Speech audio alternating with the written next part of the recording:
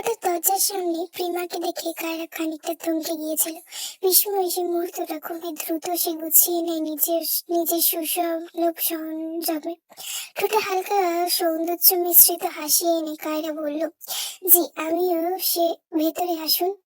Prima হাত বাড়িয়ে দিয়েছিল হ্যান্ডশেকের উদ্দেশ্যে, নতুন পরিচয়ের ভদ্রতায়, কিন্তু কায়রার দিক থেকে কোনো সাড়া না পেয়ে ধীরে ধীরে হাত নামিয়ে নেয় সে। তার চোখ এক চিলকে বিরক্তির রেখা ফুটে ওঠে কায়রার দেখানো দেমাগে। কায়রার এই অবহমিকটুকু যেন তাকে খানিকটা বিদ্ধ করলো মৌন অপমানে। পরক্ষণের ভাবনা ছেড়ে ঠোঁট বাঁকিয়ে সুটকেস নিয়ে ভেতরে ঢুকে পড়ে প্রিমা। ড্রয়িং রুমে তখন নিজামুদ্দিন সবাই বসেছিলেন। আচমকা মেয়েকে সামনে দেখে তিনি কিছুটা চমকে উঠলেন। ভ্রু কুঁচকে কণ্ঠে অস্বস্তি মিশিয়ে বললেন, তুমি দেশে কবে ফিরেছো, আর এখানে?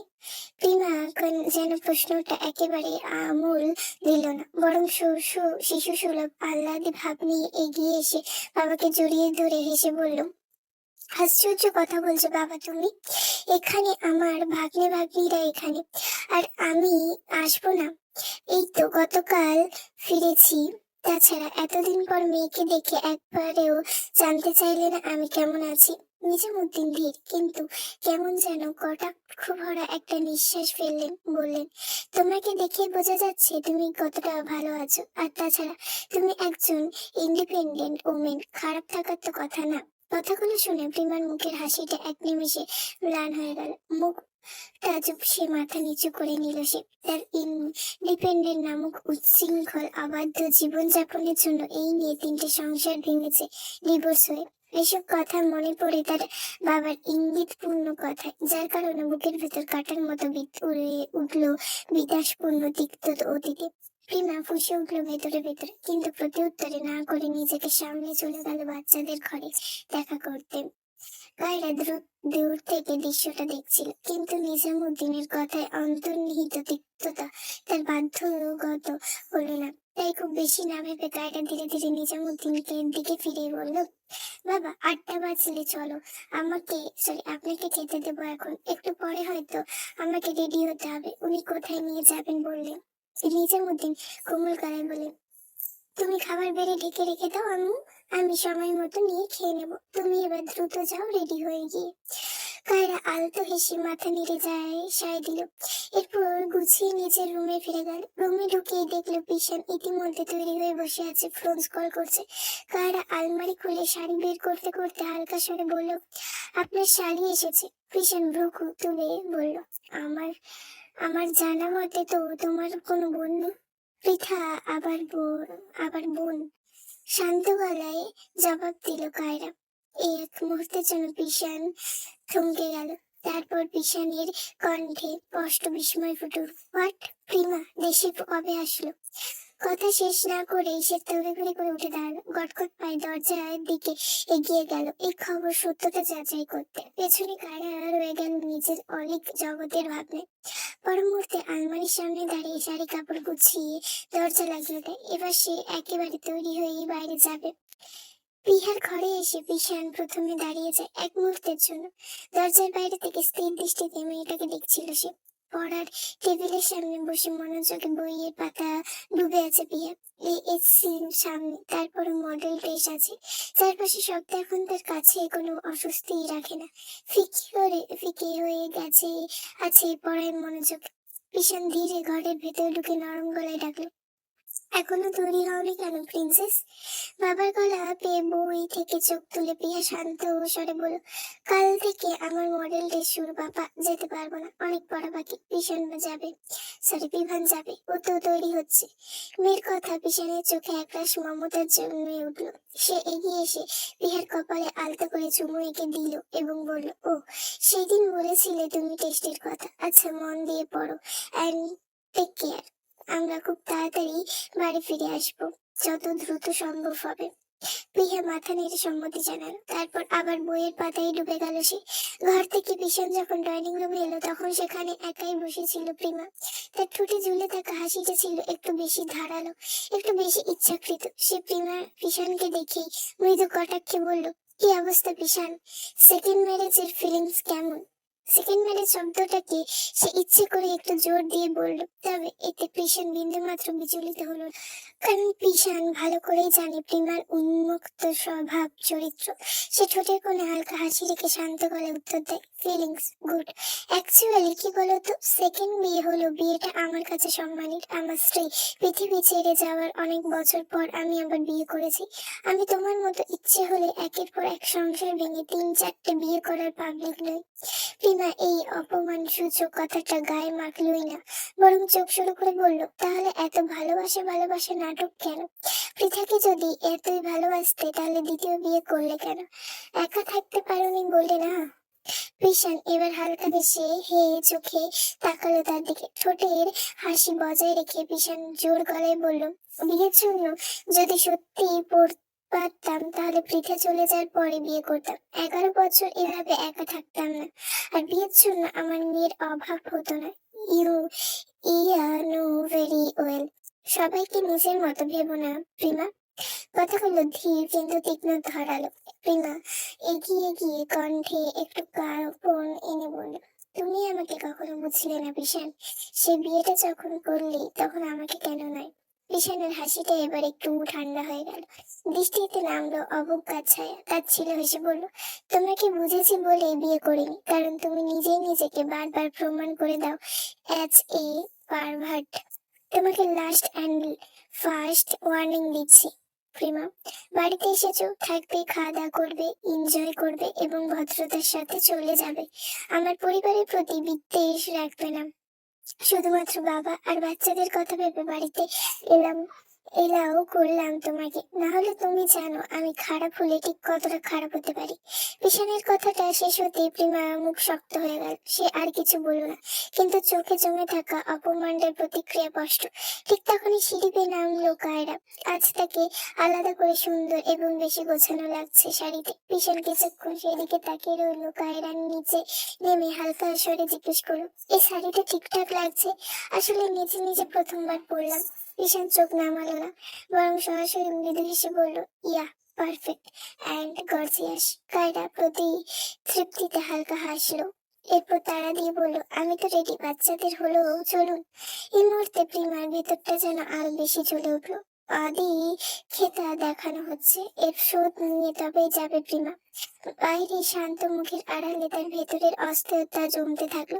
ঠিক তখনই বিভান বেরিয়ে এলো, প্রিমার দিকে তাকিয়ে হাসলো, বাই মিমি, এসো, এর কথা হবে। প্রিমার বুকে কষ্ট চেপে কোনোভাবে জোরপূর্বক ঠোঁটে হাসি টেনে আনলো আর হাত নাড়িয়ে বাই জানালো। এরপর বিশান, কায়রা আর বিভান বেরিয়ে পড়লো বাড়ি থেকে গন্তব্যের উদ্দেশ্যে। রওনা হওয়ার আগে কায়রা হালকা স্বরে জিজ্ঞেস করলো, পিহা এলো না? বিভান ইয়ারফোনে কানে গুজতে গুজতে বলল, আপুর এক্সাম। ও। কায়রা একটুটুকুই বলল। গাড়িতে বসার সময় সামনে পিছনের পাশে বসলো কায়রা, পেছনে বিভান। ইয়ারফোনে কানে লাগিয়ে ডুবে গেল ঘৃণের দুনিয়ায়। এরপর ইঞ্জিন স্টার্ট দিল গাড়ির। গাড়ি এগিয়ে চলল শহরের আলো ছায়া ভেদ করে। কাবিরাজ সন্ধ্যায় বাড়ি ফিরেছিল, কিন্তু খুব বেশি বাড়িতে থাকার সুযোগ পেল না সে। একটা জরুরি কাজ পড়তেই আবার তাকে বেরিয়ে যেতে হলো রাতের দিকে। তবে যাওয়ার আগে পিতার কথা মনে করে কাবির তার পড়ার টেবিলের পাশে চার্জার লাইটটা রেখে গিয়েছিল। তাছাড়া প্রীতিশা টেবিলে বসে পড়ছিল, তখন লাইট রাখার কারণ যাতে মেয়েটা আবার সেই দিনের মতো অন্ধকারে ভয় না পায়। এখন এই ছোট্ট বিষয়টা কাবিরের কাছে অস্বাভাবিক গুরুত্বপূর্ণ হয়ে উঠেছে। কাবির বাইরে যতই কঠিন এবং ছাড়া হোক, কিন্তু প্রীতিশের সামনে সে সবসময় একটু নরম গোছের। রাত 8:30টার দিকে কাবির আবার ফিরে এলো। প্রীতিশা তখনও টেবিলে বসে পড়ছিল আগের মতো।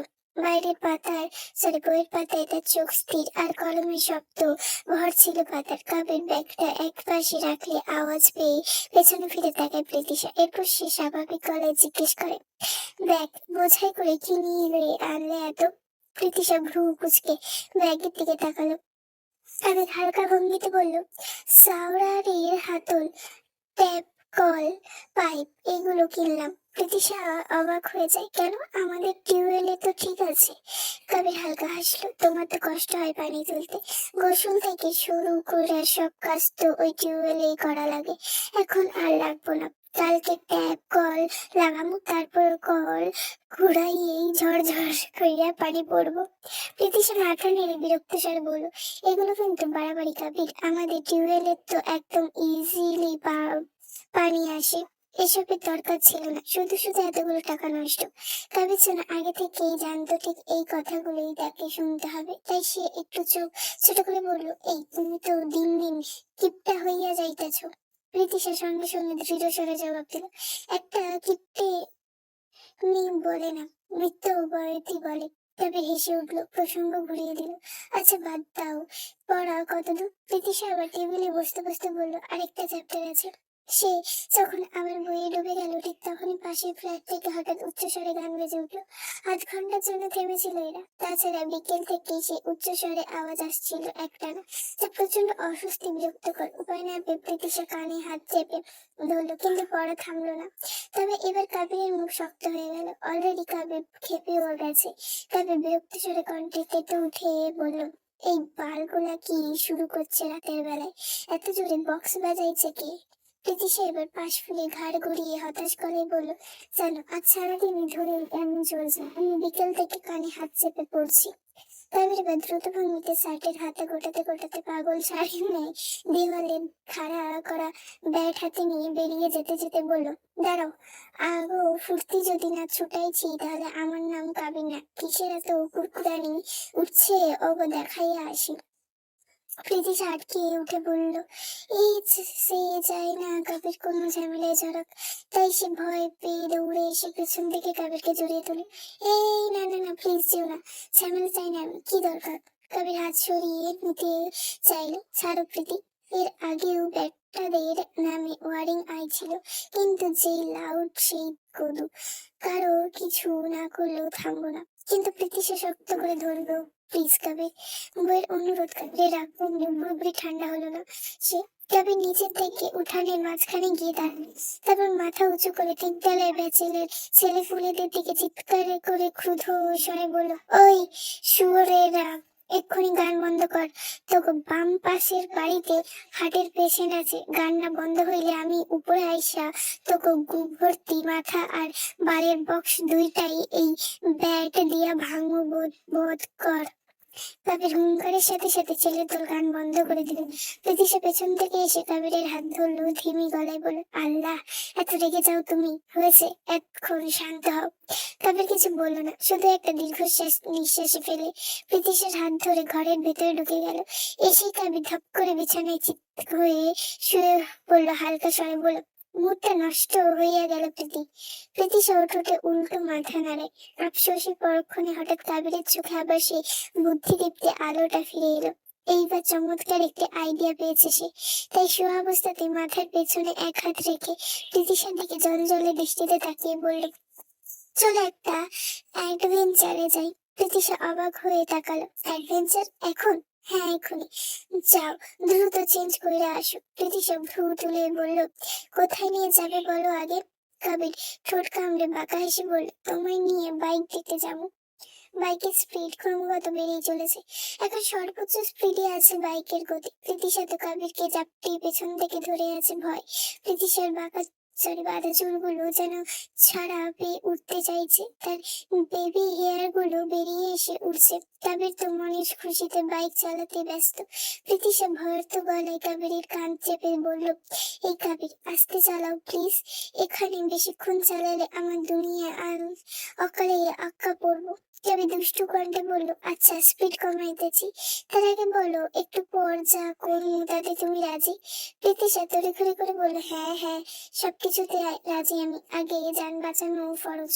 কবির বাঁকা হাসলো, এই তো সুযোগ পেয়েছে সে। এবার বাইকটার স্বাভাবিক গতি কমিয়ে কবির উন্মাদনা আর একরাশ বেপরোয়া ভালোবাসা নিয়ে সে চলন্ত বাইকের মধ্যে হঠাৎ ঘাড় ঘুরে প্রীতিশার জোড়া অধর জোড়া আঁকড়ে ধরলো কবির। প্রীতিশা এক সেকেন্ডের জন্য অবাক হলেও ছাড়া দিল, একটা লাগাম ছাড়া অগত্য দীর্ঘ ওষ্ঠচুম্বন মত্ত হলো দুজন। দীর্ঘ দিন দুনিয়া ভুলে মহাবিষ্ট আবদ্ধ আবেগে আপ্লুত হলো তারা। ঠিক তখনই রাস্তার ওপাশে গাড়ি চালতে চালতে এমন দৃশ্যটা দেখে পড়ে চোখে পড়ে পিছনের গেট টুকে তাদের উদ্দেশ্যে যাওয়ার সময় রাস্তায় এই দৃশ্য নজর কাড়ে দেয়। অবিশ্বাস ভঙ্গিতে চোখ স্থির হয়ে রইল কয়েক সেকেন্ড পিছনের, কিন্তু ততক্ষণে বাইকটা হাওয়ার বেগে মিলিয়ে গেল সামনে থেকে। পিছনে রাগ উঠলো, স্টিয়ারিং শক্ত করে চেপে ধরে গম্ভীর স্বরে বলল, তোমার ভাই তো দেখছি কাবির খান থেকে কাবির সিং হয়ে গেছে, এতটা ওয়াইল্ড।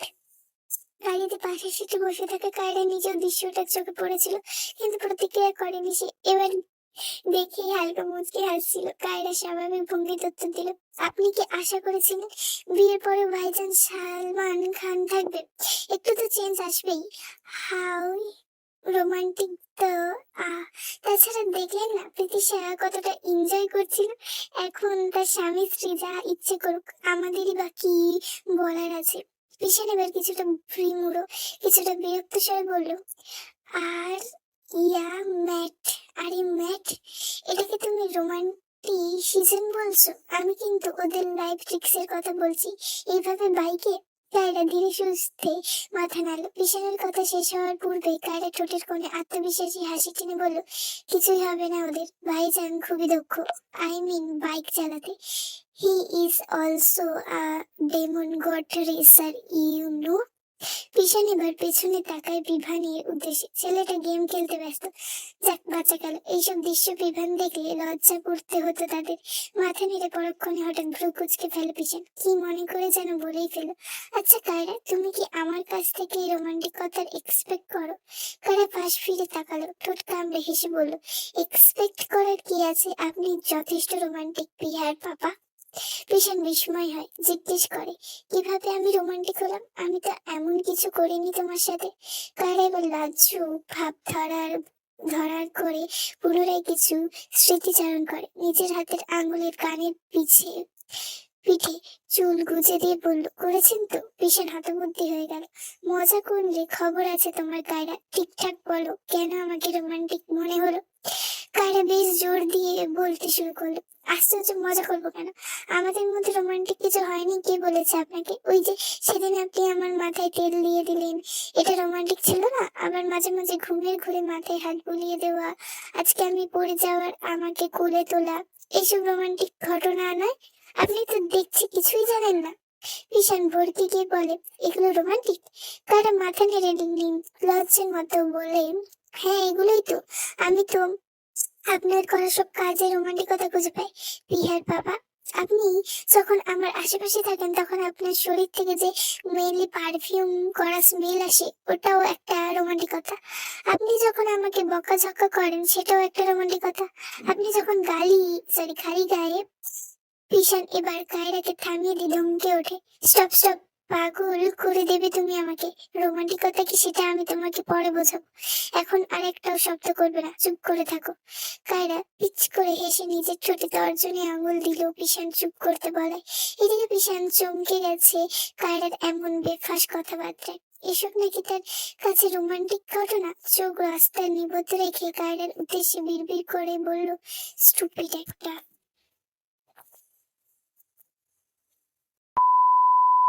যমুনা রিসোর্টটার পৌঁছাতে খুব একটা সময় লাগেনি পিছানের। গাড়ির চাকা থামতে রিসোর্টের বাইরের চ্যাকচ্যাকিময় আলো এসে পড়লো গাড়ির কাছে। কায়রা আর বিভান গাড়ি থেকে নেমে যায় আগে, তবে গাড়ির ফার্স্ট সিটে বসে পিছন হালকা ঝুঁকে পড়লো। কায়রা, তুমি বিভানকে নিয়ে ভেতরে যাও, আমি গাড়িতে পার করে আসছি। কায়রা মৃদু সম্মতিতে মাথা নেড়ে শাড়ির আঁচলটা কোমরের পাশে টেনে নিল, তারপর বিভানের হাতটা আলতো করে ধরে এগিয়ে গেল রিসোর্টের ভেতরে। বিভানের হাত আচমকা ধরায় অস্বস্তি হলো ওর। খানিকটা নিষ্পিস করলো শরীর এই ভেবে যে বিভান তো তার বাচ্চা নয়, সে 11 বছরের, হাত ধরার কি আছে। এদিকে কায়রা রিসোর্টের ভেতরে ঢুকে আশেপাশে তাকিয়ে দেখতে ব্যস্ত হলো সাজানো গোছানো নিখুঁত শৈলিকতার ভরা জায়গাটাকে। হাঁটতে হাঁটতে হঠাৎ বিভান থেমে গেল, নিচু স্বরে বলল, থ্যাংক ইউ আন্টি। কায়রা একটু থমকে তাকালো পাশ ফিরে, ভ্রু কুচকে প্রশ্ন করলো, কেন? বিভান ধীর গলায় বলল, পাপাকে ভুল বুঝেছিলাম, তুমি সেই ভুলটা ভাঙিয়ে দিয়েছো। কায়রার ঠোঁট নরম হাসি ফুটে উঠলো। কিছুক্ষণ চুপ থেকে আবার বলল বিভান, আপু আর আমি মিলে ঠিক করেছি তোমাকে আর আন্টি ডাকবো না। এবার সামনে বিষয়টা ভীষণ অড শোনায়। কায়রা এবার একটু অবাক হলো, অদ্ভুত ভাবে চাইলো ছেলেদের দিকে। ছেলেটার এই পরিবর্তন ভাবছে তাকে। যাক, বাচ্চাদের ভুল ভাঙতে তো পারলো অবশেষে। কায়রা নরম গলায় জিজ্ঞেস করলো, তো কি বলবে তুমি আর তোমার আপু? বিভান একটু ইতস্তত করে বলল, মা তো রাখতে পারবো না, আমার বা আপু কারোর পক্ষে সম্ভব না মা ডাকা। আসলে কারা মাঝপথে থামিয়ে দিল বিশানকে। এবার শান্ত গলায় বলল, মা হওয়া এত সহজ না বিভান। সন্তান কখনো ভাগ করা যায় না, তবে নতুন কিছু অনুভূতি তৈরি করা যায়।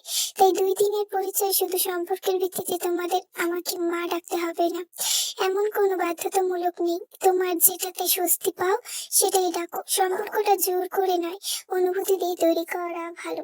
মানুষকে ভাবলো না ভাবলো এই নিয়ে নিজেদের প্রেশারাইজ করার কোনো দরকার নেই।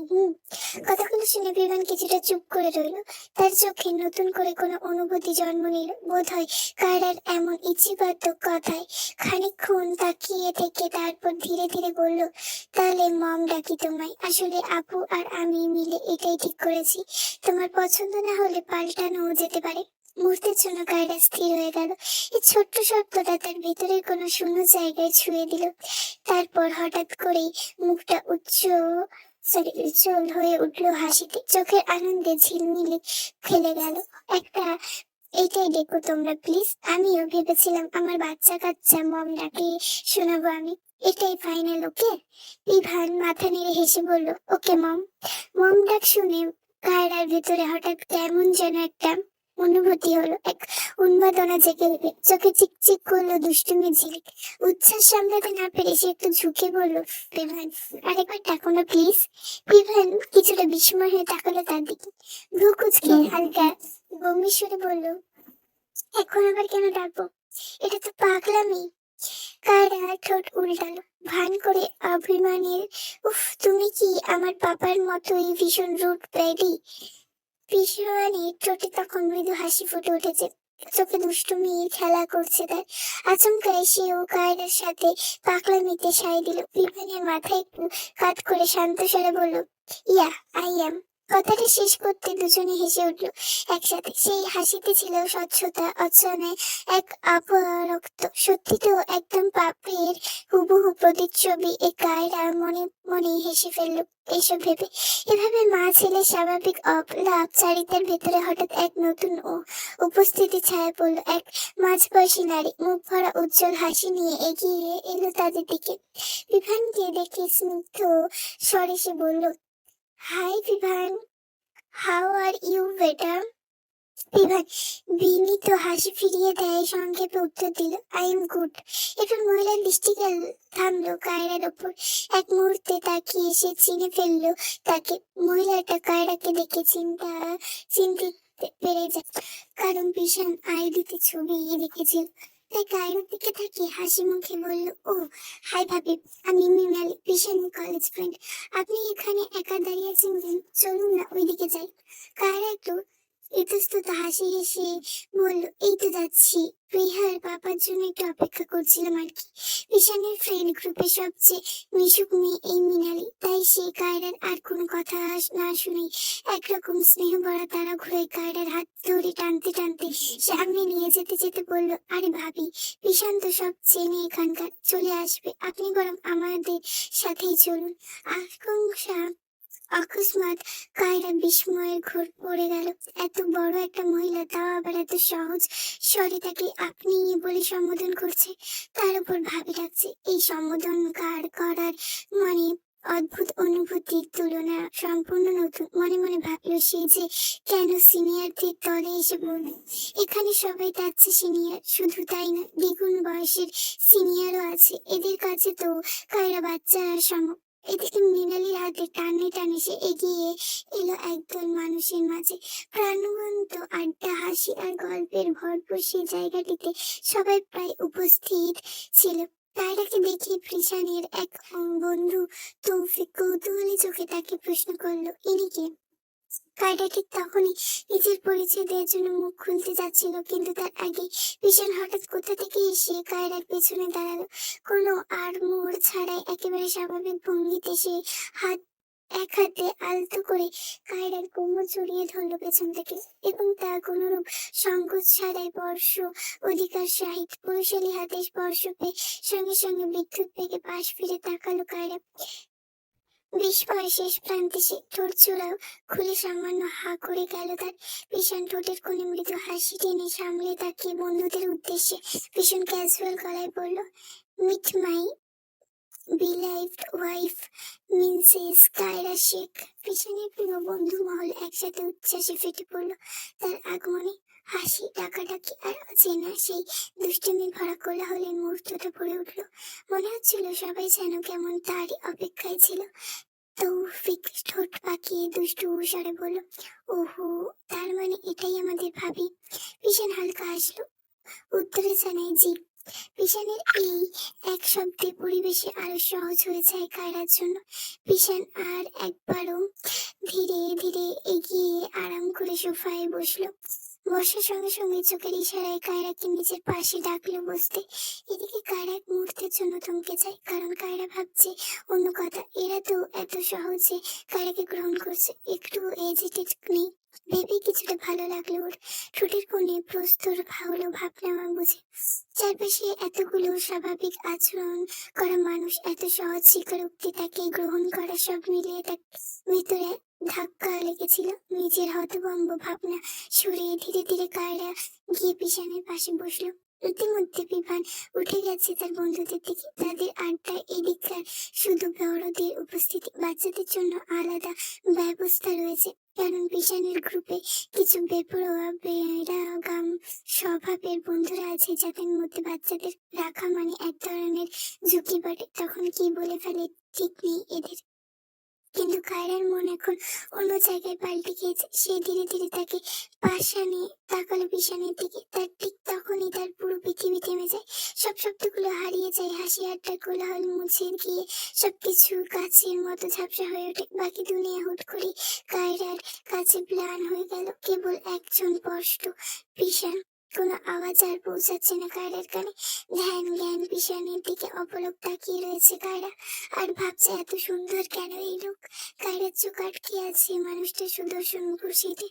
সুটফুটে কি অসাধারণ লাগছে। বাড়িতে, কলেজে, সব জায়গাখানেই শুধু তাকিয়েই থাকতে মন চায় কায়রার। এই সৌন্দর্য ব্যাখ্যা করার মতো কোনো শব্দই যেন তার জানা নেই। ঠিক তখনই ভীষণ হালকা ঘুরে তার দিকে তাকিয়ে কথার মাঝে দৃষ্টি মিলল দুজনের। কায়রা এক দৃষ্টি মাদকতায় নেয় চাহনি পিছনে ঠিক করে ফেললো। এবার সেই চাহনি, এই একই দৃষ্টি। পিছন বারবার মানা করেছিল এভাবে তাকিয়ে থাকতে না, এতে ভীষণ ইরিটেটেড হয় পিছন। এইসব বোঝে না নাকি মেয়েটা। সবার অগোচরে পিছন খুব আস্তে করে ধীর গলায় বলল, এভাবে দেখতে বারণ করেছিলাম না, মানুষজন আছে এখানে, চোখ নামাও কায়রা। পিছনের হুমকিতে কায়রা একটু চোখ নামালো না, বরং বেরসীভূত ন্যায় তাকিয়ে এসে প্রায় ফিসফিস আর বলল, এই মুহূর্তে আপনার কথা রাখতে পারছি না স্যার। রাত 11টার সময় কায়েসি চকলেট খাওয়ায় ক্রেভিংস হয়েছে। যদি মিষ্টি জিনিস কায়েসির অতটাও পছন্দ নয়, তবে প্রেগনেন্সির মুড সুইং হচ্ছে। কায়েসি বেশ বুঝতে পারছে তা, তবে কায়রাবের প্রতি একটু দয়া মায়া দেখাচ্ছে না সে। যত পারছে জ্বালাচ্ছে, কাটাচ্ছে, সুযোগ ছাড়বে কেন। প্রতিশোধ তারও নেওয়া উচিত, যার কারণে বিপত্তিতে পড়েছে কায়রাব। একটু আগে পেস্ট্রি কেক খেয়েছে মহাশয়া, এখন আবার চকলেট খাওয়ার ইচ্ছে হয়েছে। তা হোক, কায়রা যা লাগবে সব এনে দেবে, কিন্তু এত রাতে এতক্ষণ দোকানে ঘুরে আসবে হবে কে জানে। অবশেষে বইয়ের জন্য অনেকটাই দূরে থেকেই চকলেট বক্স সহ এনে রেখেছে কায়রা। দুটো চকলেট খেয়ে আর খেলো না কায়েসি এবার ছেলেটার এক পলক দেখে বারান্দায় গিয়ে বসলো হালকা বাতাস খেতে। ঘুম আসছে না তার। পিছু পিছু কায়রাব গেল কায়েসির পাশে বসে জিজ্ঞেস করলো, কি হলো, এখানে বসলে কেন, ঘুমাবে না? কায়েসি মাথা নেড়ে বলল, ঘুম পাচ্ছে না। কায়রাব হতাশ হলো। কায়েসি বলল, চলুন আজ আমরা চন্দ্রবিলাস করি, সুন্দর চাঁদ উঠেছে, দৌড়ুন হবে না? কায়রাব এমনিতেও ঘুম পাচ্ছিল প্রচুর। ভেবেছিল কায়েসিকে বুঝিয়ে সুঝিয়ে নিয়ে যাবে সাথে করে, কিন্তু এই মেয়ে কি বলে চন্দ্রবিলাস। কায়েসি সম্মতি জানিয়ে বলল, চন্দ্রবিলাস করবেন না? কারা বুঝো নিও বলল অন্যদিন করবো না হয়। আচ্ছা চলো। কাশি এবার ভ্রু কুচকে তাকিয়ে বলল, বিরক্ত হচ্ছেন আপনি? কায়রাব কাশির হাত ধরে গম্ভীর চোখে তাকিয়ে বলল, না কাশি, তোমার কোনো কিছুতেই কখনোই বিরক্তি হয় না। আমি সত্যি বলতে আমার ঘুম পাচ্ছিল। কাশি কায়রাবের দিকে কখন তাকিয়ে থাকে, কেন কি কারণে জানা নেই, কিন্তু ছিল তাকিয়ে। হঠাৎ কাশি দাঁতে দাঁত চেপে বলল, আপনাদের উপর আমার প্রচুর রাগ হচ্ছে কায়রাব। কায়রাব ভরকে যায় সামান্য, অত বুদ্ধি হয়ে জানতে চাই কেন আমি আবার কি করলাম। কাশি ভুল পাল্টে আফসোস করে ধিমি গলায় বলল, কত সুন্দর করে অ্যারেঞ্জ করেছিলাম বেবির সুখবরটা দেব বলে, কিন্তু আপনার হঠকারিতায় সব ভেস্তেই দিয়েছে। এই আফসোস কোথায় রাখবো বলুন? খারাপ ঠোঁট ফাঁকিয়ে দুষ্টু হেসে ভীষণ আত্মবিশ্বাসী কণ্ঠে বলে ওঠে, আফসোস করার প্রয়োজন নেই কাশি, এর জন্য তুমি আরো অনেক সুযোগ পাবে। বিলিভ মি, আমি বারবার সারপ্রাইজ চাই। কাশি হতমত খেয়ে যায়। মানে কি বললো এটা খারাপ? কাশি রেখে মেখে বললো, আপনি বারবার সুযোগ না পাবো মানে আপনি কতবার বাবা হতে চান? এই প্রশ্ন কায়রাব সলজ্জ কণ্ঠে মেকি হেসে বলল, আল্লাহ রহমতে না করতে নেই কাশি, ওনার দেওয়া উপহার সাদরে গ্রহণ করা উচিত আমাদের। কায়রাবের চরম নির্লজ্জতার কারণে কাশি হাঁক হয়ে এলো গেল প্রায়। কান দিয়ে গরম ধোয়া বেরোলো ইঙ্গিতপূর্ণ কথার মানে বুঝতে পেরে। এ কোন ধরনের পাগল লোক? কাশি হতাশায় ভরে কপাল চাপড়িয়ে ধরল নিজের। ইলেকট্রিসিটি ইদানিং প্রচুর হয়রানি করছে মানুষদের। এই যাচ্ছে এই তো আসছে, এই কারেন্টের জন্য সুন্দর নিদ্রা ভঙ্গ হচ্ছে কাবিরের। প্রীতিশার খুব রাত হয়নি, তবে 12টার কাছাকাছি। প্রীতিশা কাবিরকে জড়িয়ে ধরে ঘুমিয়েছিল। কত সুন্দর একটা ঘুম দিচ্ছিল, কিন্তু এইবার ভেঙে গেল। কাবির বড় একটা হাই তুলে পাশ থেকে হাত পাখা নিয়ে বাতাস করতে লাগলো প্রীতিশাকে, কিন্তু প্রীতিশা তো ঘুম শেষ। ঘরটা অন্ধকার, তাই ফোনের ফ্ল্যাশ চালিয়ে কাবিরকে দেখে প্রীতিশা। কাবির চোখ বন্ধ করে তাকে বাতাস করে যাচ্ছে অনবরত, অথচ ছেলেটা নিচে ঘেমে একাকার। তাই প্রীতিশা নিজের ওড়না দিয়ে কাবিরের উদাম গা, পিঠ, পেট মুছে দিল বিন্দু মাত্র দ্বিধা ছাড়াই। এরপর কাবিরকে আস্তে ধীরে ডেকে বলল, এই কাবির ওঠো, এভাবে ঘুম হবে না তো। দুইবার মেলে রিনরিনি স্বরে ডাকে কাবিরের ঘুম ভেঙে যায়। কাবির ঠুলো ঠুলো চোখ মেলে তাকায় বহু কষ্টে। প্রীতিশা বিছানা থেকে উঠে দাঁড়িয়ে এলোমেলো চুলগুলো হাত খোপা করতে করতে বলল, বাইরে চলো, ঘুম আসবে না এভাবে। প্রীতিশা চলে যায় ঘরের দরজা খুলে। কাবির শোয়া থেকে উঠে বসে, শরীরটা ততস্থ করে। তারপর ধীরে সুস্থে উঠে দাঁড়িয়ে পরনের ট্রাউজারের ফিতেটা শক্ত করে গিট দেয়। এরপর মেয়েটা পিছু পিছু বেরিয়ে যায় বাইরে। উঠোনের কাছে দাঁড়াতেই দমকা বাতাস ছুঁয়ে যায় প্রীতিশার তরু মন। বাইরে প্রকৃতির বাতাস বলছে। আবির পেছন দিকে বললে উঠলো, এখানে শুইবা, ঠান্ডা বাতাস আইতাছে কিন্তু।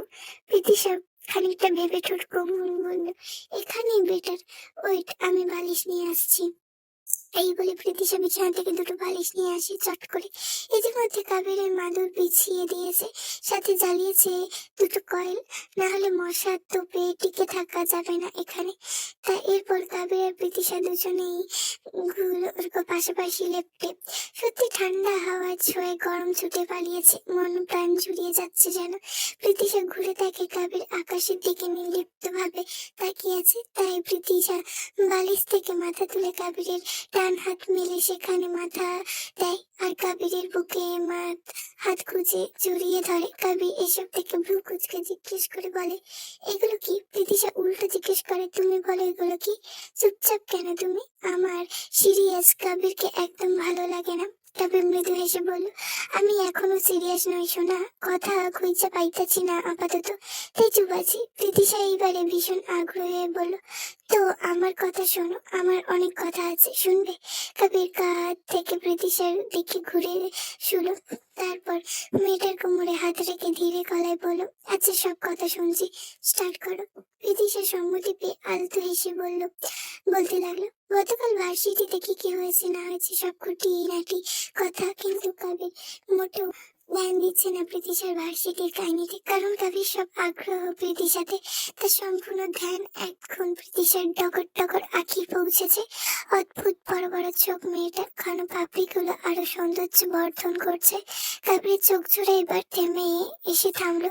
তার প্রিয়সীর চঞ্চল ঠোঁট দুটোই যা অনবরত নড়ছে, কথা বলছে। কবিরের চোখ আপাতত ওখানে নিবদ্ধ হলো, সরল না কোথাও। হঠাৎ করে নেশা ধরে গেল কবিরের, তাই আর কিছু নিরীক্ষা না করে নিমিষে কবির সোজা সামলে পড়ল ওই চঞ্চল ওষ্ঠজোড়ায়। রুক্ষ হাতে আরো কাছে টেনে নিল মেয়েটার নাজুক শরীরখানা। ব্যাস, প্রীতিশার আর কিছু বলার অবকাশ রইল না।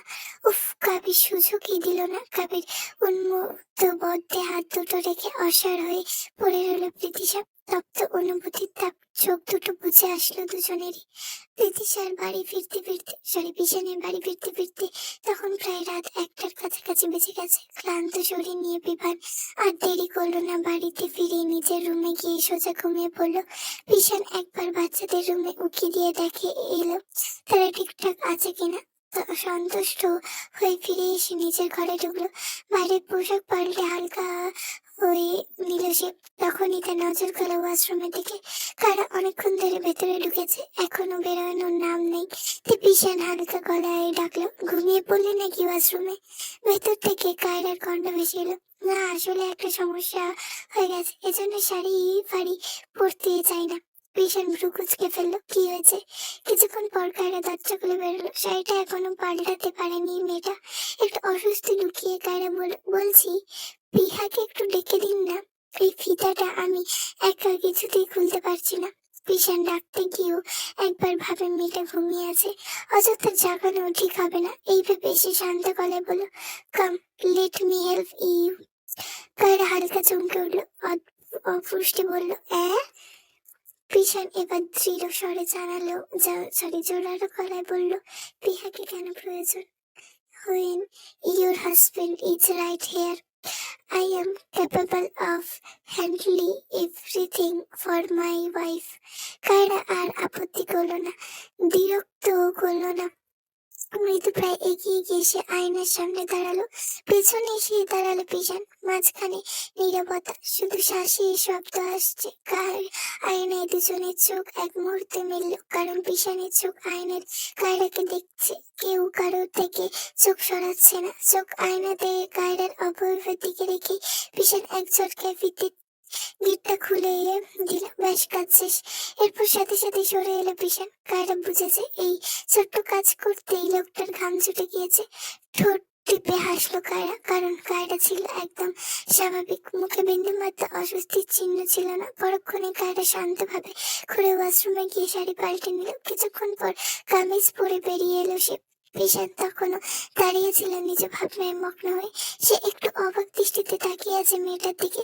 বিশান ভেবেছিল অস্বস্তি হবে কায়রার, কিন্তু না, কায়রা তো পুরো দম স্বাভাবিক ছিল।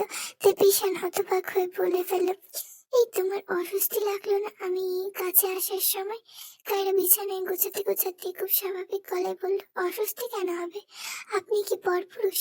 বিশান এমন সরাসরি কথা একটু থমকে গেল, আবার প্রশ্ন করলো, একটুও হওনি? কায়রা মাথা নেড়ে বলল, হয়নি। বিয়ের পর দিন থেকে আপনাকে স্বাভাবিকভাবে নিয়েছি। আমি তথাকথিত মেয়েদের মতো অযথা কাঁপাকাঁপি করতে পারবো না সাধারণ একটা ব্যাপারে। হ্যাঁ, এটা ঠিক যে হুট করে কাছে আসায় আমি অবাক হয়েছি, এর বেশি কিছু না। কায়রা বিছানা গুছিয়ে নিচে বসলো। তারপর বিশান তার স্তম্ভিত ভাব কাটিয়ে কায়রার পাশে এসে বসলো ধীরে। কায়রার দিকে এক পলক তাকিয়ে থেকে নিচে থেকে জিজ্ঞেস করলো, সবকিছু এত ইজিলি নাও কিভাবে? কায়রা এবার হালকা হাসলো, বললো, কারণ আসলে সবই ইজি থাকে, আমরা মানুষের এই সহজভাবে না ভেবে অযথা জটিল করে ফেলি। বিশান কিছুক্ষণ চুপ করে থেকে হঠাৎ বলল, হোল্ড মি কায়রা। কায়রা চমকে তাকালো, বুঝতে না পেরে বলল, হ্যাঁ? I just want you to hug me right now. না মানে, আপনি শিওর তো? বিশান হালকা মাথা নেড়ে ধীর কণ্ঠে বলল, শিওর। তুমি এত সাহসী, তাই আমাদের মধ্যে তুমি আগে এগিয়ে প্রথমে জড়িয়ে ধরো। কায়রা এক মুহূর্ত চুপ করে তাকিয়ে রইল। ঘরের ভেতরে বাতাসটা হঠাৎ আরো ভারী হয়ে এসেছে বোধহয়। খরিস টিক টিক শব্দটা এখন অদ্ভুত ভাবে জোরে শোনা যাচ্ছে। এদিকে বিশান আবার তাকিয়ে রয়েছে কেমন করে। তবে কায়রা ধীরে ধীরে এগিয়ে এলো দ্বিধা না রেখে। পিছনের সামনে এসে থামলো সে। এক মুহূর্তে জন্য কায়রা চোখ তুলে তাকালো মানুষটার দিকে। সেই দৃষ্টিতে কোনো অস্বস্তি নেই, নেই কোনো দ্বিধা। এখন আছে শুধু কায়রার প্রতি একটা শান্ত গ্রহণযোগ্য, যা পিছনের এই চোখ দুটো বলে দিচ্ছে।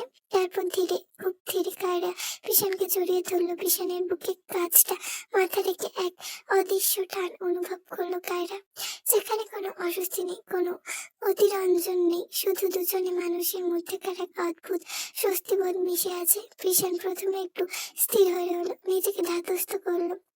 তারপর তার হাত দুটো নিচে থেকে কায়রার চারপাশে জড়িয়ে গেল। কায়রার কপাল হালকা করে তার বুকের কাছে ঢেকে আছে টের পেল সে।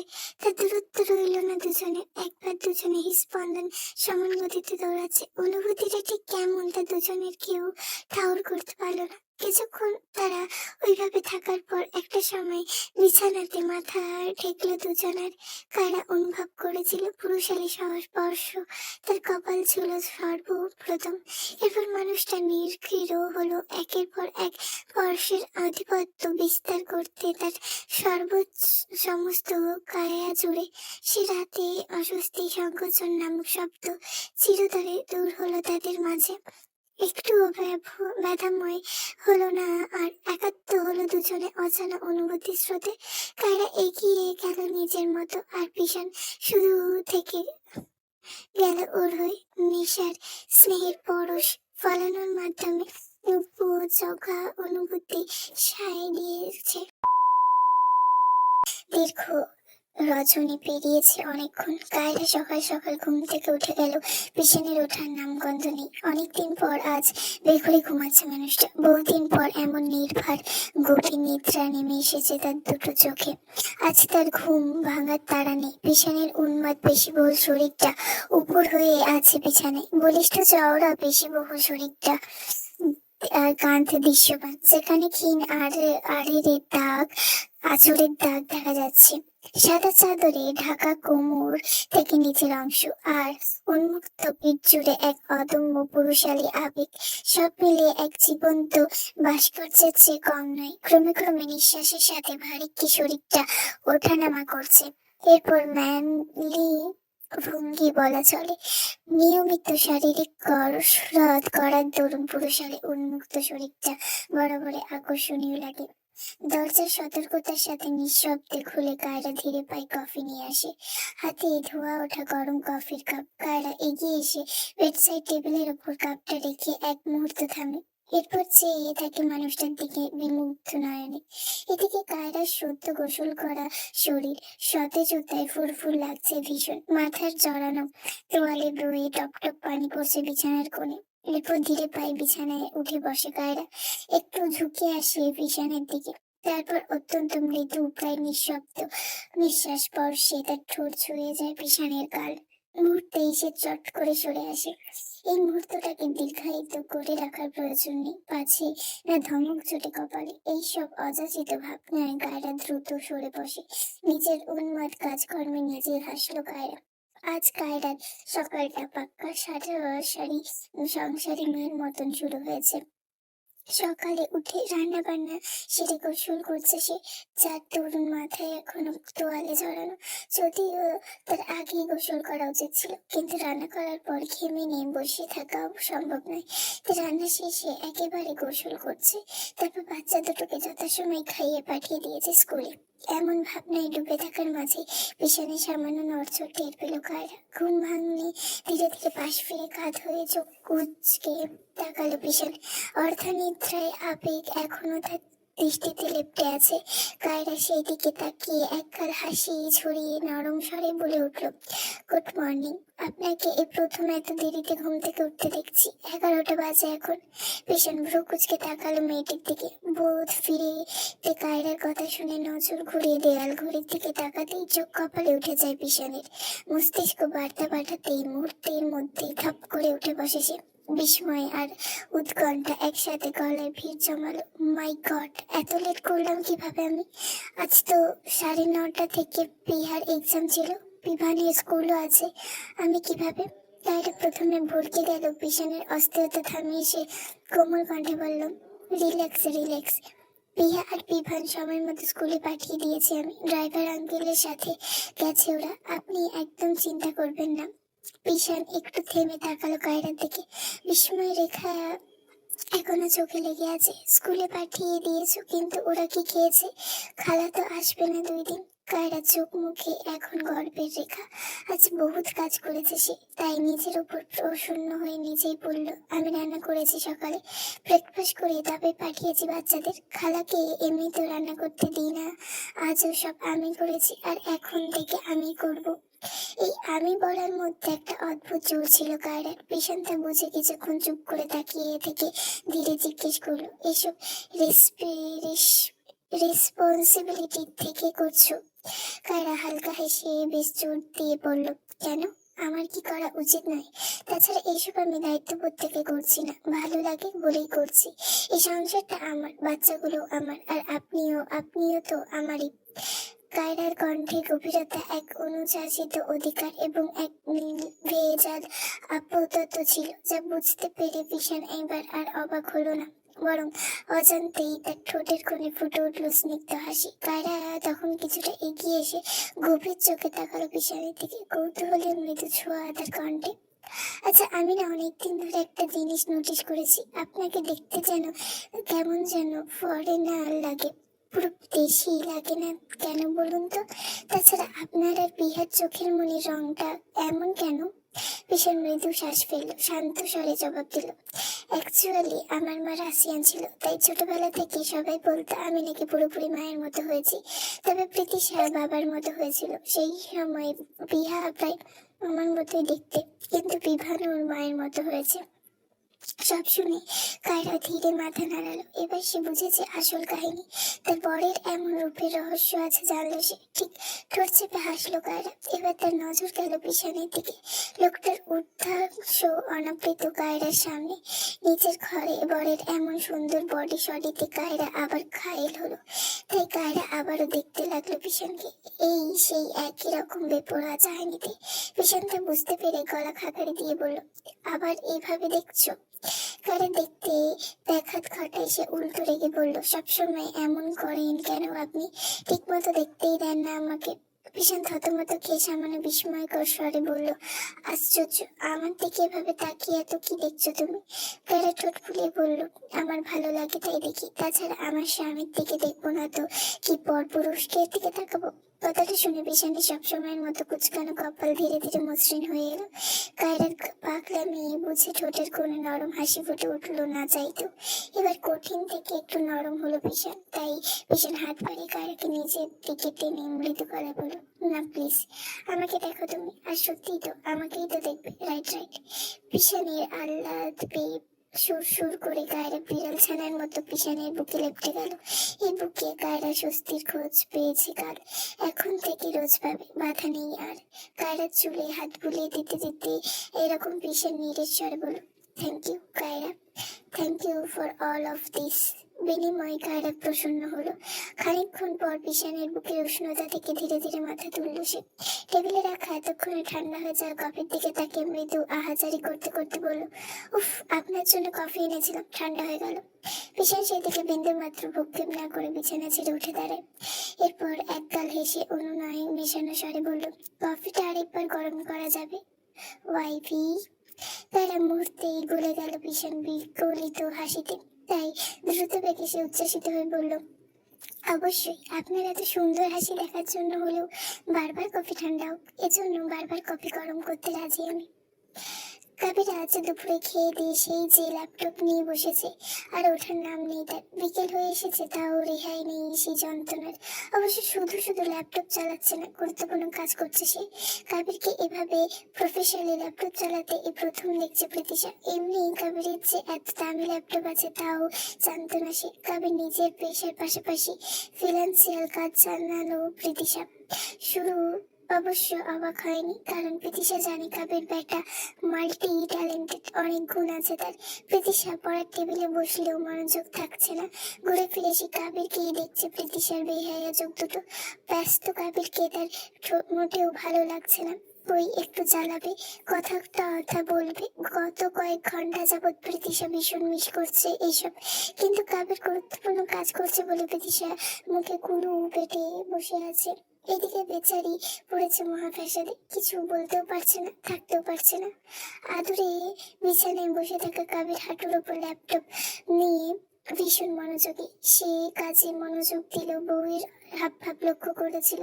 টের পাচ্ছে সে বউয়ের অস্থিরতা। স্ক্রিন চোখ রেখে কাজ করা অবস্থাতেই মৃদু হাসলো কাবির।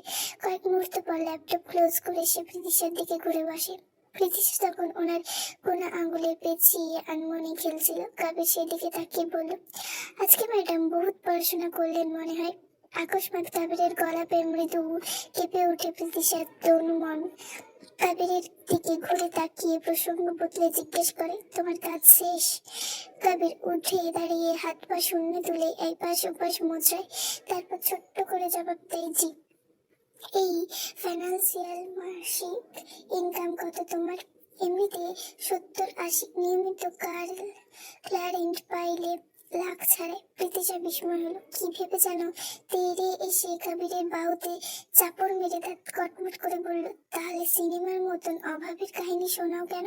তাও তো তোমার এই কাজ সম্পর্কে আমি জানতামই না। কাবির হাসলো, বলল, এখন তো জানছোই হয়েছে। আসলে এই কাজে আমি মিড লেভেলে আছি, নিয়মিত না, তাই জানতা না তুমি, কিন্তু এখন থেকে নিয়মিত হবো। কেন? আমাদের ফিউচারের জন্য। প্রীতিশা থামলো এবার, তাকিয়ে রইল কাবিরের দিকে অপলক। কাবির প্রীতিশার হাত ধরে বলল, উঠানে বসি চলো। কিন্তু পড়া? জামাইয়ের দিকে চাইয়া চাইয়া কত পুরলা দেখলাম তো। এই কথায় প্রীতিশা লজ্জা পেল। তার মানে কাবির খেয়াল করেছে, কি লজ্জার বিষয়। প্রীতিশা আর দ্বিমত না করে কাবিরের সাথে গিয়ে উঠানে বসলো। বরাবরের মতো কাবির এক হাত জড়িয়ে ধরে। কাবির খুব সন্তর্পণে পকেট থেকে সিগারেট বের করে, যা নজর এড়ায়নি প্রীতিশা। তার প্রীতিশা এবার রাখলো না, শুধু স্থির চোখে তাকিয়ে রইল কাবিরের দিকে। সে দৃষ্টি বুঝে কাবির মলিন হেসে অনুমতি চাইল, একটা খাই, আজকে ক্রেভিংস হইতেছে, অনেকদিন পর করেছি কিন্তু প্লিজ। প্রীতিশা জোর করে মেকি হাসলো। শাহজানি বলল, ওকে খাও। প্লিজ বলছো কেন? খাও খাও। কাবির বেজায় খুশি হলো।